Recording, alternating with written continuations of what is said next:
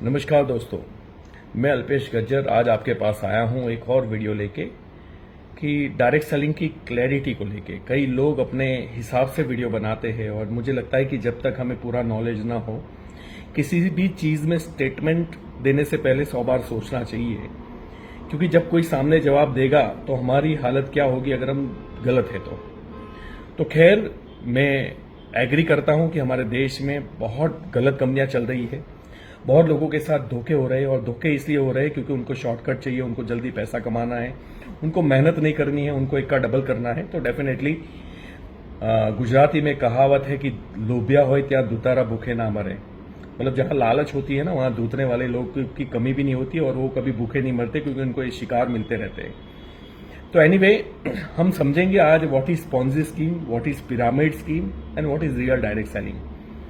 तो पहले तो मैं आपको बता दूं, पॉन्जी स्कीम यानी पैसा देके जब आपको वादा किया जाता है किसी भी टेक्नोलॉजी के नाम से, ट्रेडिंग के नाम से, रॉबोट के नाम से, रॉबोट ट्रेडिंग करेगा, ऑटोमेटिक सॉफ्टवेयर वर्क करेगा, करेंसी के नाम से, वॉटेवर आप जो भी ऐसे नाम समझो, जो प्रोडक्ट आपके सामने नहीं दिखती है लेकिन आपको बताया जाता है इसका भविष्य बहुत बड़ा है और अभी आप इन्वेस्ट कर दो ये 10 गुना हो जाएंगे। तो एक्चुअल प्रैक्टिकल अगर ऐसे होते तो अंबानी, अडानी या टाटा उसमें इन्वेस्ट कर देते। मेरे और आपके जैसे लोगों के 10, 20, 50 हजार की जरूरत नहीं है। इसे पॉन्जी स्कीम कहते हैं जब आपको वादा किया जाता है पैसे लेके, सामने आपको वर्थ वैल्यू की प्रोडक्ट नहीं दी जाती। तो कब ये पॉन्जी स्कीम नहीं मानी जाएगी? जब इंश्योरेंस है, म्यूचुअल फंड है जो IRDA के अंडर में है, जब बैंक की FDs है, फिक्स डिपॉजिट जिसे हम बोलते हैं, बैंक में आप निवेश करते हो, उससे बोलते हैं RBI के अंडर में निगरानी है। और तीसरा है स्टॉक मार्केट, जहां शेयर मार्केट आपको शेयर्स मिलते हैं किसी कंपनी के और वो कंपनी सेबी के थ्रू वेरीफाई हो चुकी है और आप उसमें इन्वेस्ट कर सकते हो बिकॉज सेबी ने बोला है भैया ये कंपनी ऑलरेडी है। और सेबी कौन है? वो एक गवर्नमेंट बॉडी है और वो बताती है कि भैया ये इसमें आपको शेयर लेना है तो लीजिए, अगर इसका प्रॉफिट होगा आपको प्रॉफिट का शेयर मिलेगा, अगर नुकसान होगा तो आपका शेयर का रेट नीचे जाएगा, यानी आपको नुकसान में भी भागीदारी लेनी पड़ेगी।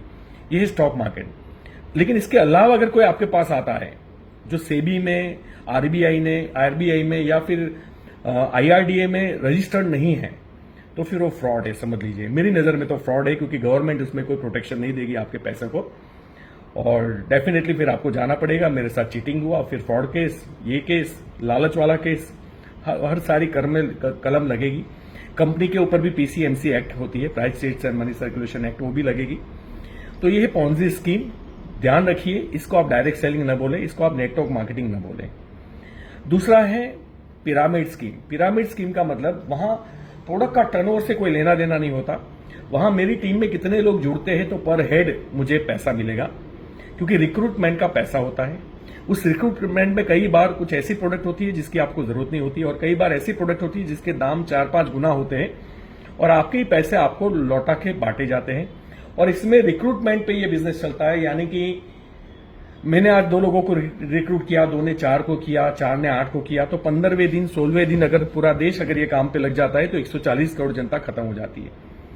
यानी जो लास्ट में आए करोड़ों लोग, उनके पैसे तो गए क्योंकि उनको पास वर्थ वैल्यू की प्रोडक्ट नहीं है या प्रोडक्ट ही नहीं है और उन्होंने इसलिए पैसे भरे थे कि उनको सपने दिखाए गए कि भैया तुम्हें आप करोड़पति बन जाओगे, घर गाड़ी ऑफिस मिलेगा, और दैट्स वाई लोग पैसे इन्वेस्ट करते हैं और वो फिर पछताते हैं क्योंकि उन्होंने जो 5,000, 10,000, 20,000, 50,000 रुपए इन्वेस्ट किए थे, अब ना तो उसकी प्रोडक्ट मिली और ना उसके नीचे कोई जुड़ने वाला है। तो इसे बोलते हैं पिरामिड स्कीम, जो लोगों के रिक्रूटमेंट के ऊपर पैसा देती है। टर्नओवर बेस नहीं होता क्योंकि जेन्युइन प्रोडक्ट भी नहीं होती, इसलिए टर्नओवर भी नहीं होता और एक आदमी उसको दोबारा खरीदने का प्रयास भी नहीं करता क्योंकि उसके काम की प्रोडक्ट ही नहीं होती।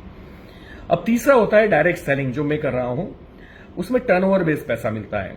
मुझे 11 साल हुए हैं और मेरी जो ग्रोस इनकम है लगभग 14 to 15 करोड़ रुपीस हो चुकी है। मेरे फेसबुक अकाउंट में अल्पेश गज्जर नाम है।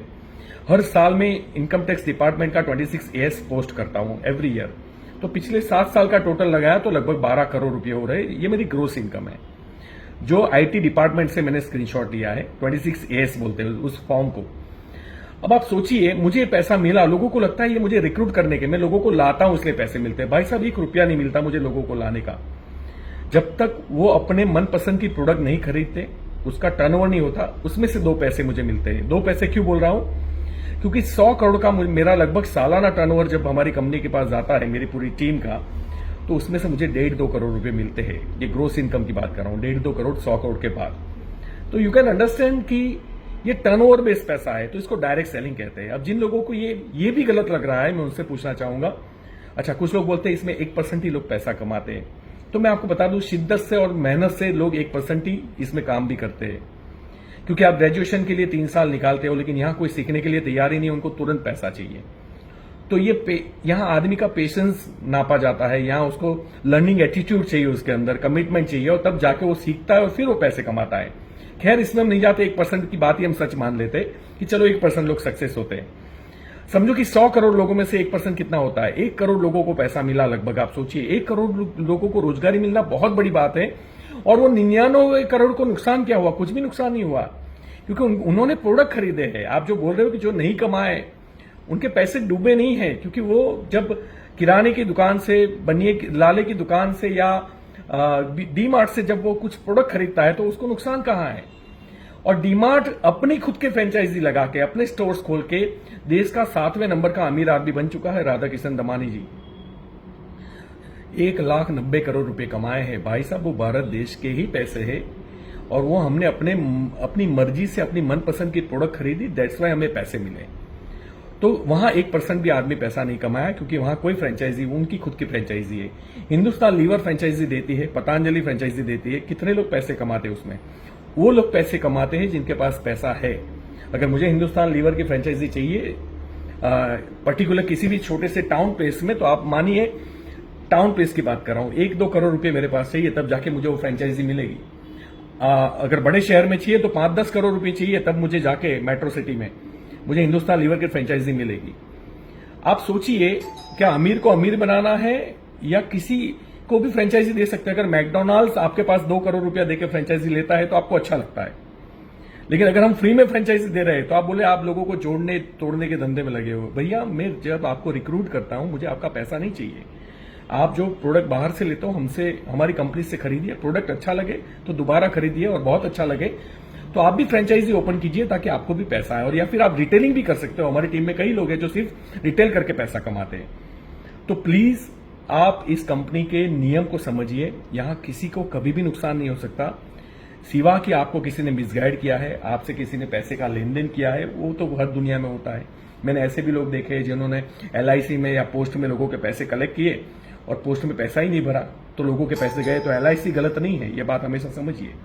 तो सिंपली मैं आपसे ये कहना चाहता हूं, आप जाने अनजाने में कोई भी स्टेटमेंट ना दें, पहले क्लैरिफाई करें कि व्हाट इज डायरेक्ट सेलिंग। तो डायरेक्ट सेलिंग में किसी को नुकसान नहीं है, जेन्युइन बिजनेस है, रिक्रूटमेंट पे पैसा नहीं आता, टर्नओवर पे पैसा होता है, और टर्नओवर का मतलब टर्नओवर होता है, चाहे दुकान हो, फैक्ट्री हो, या कहीं भी हो, डी-मार्ट हो, what ever it may be.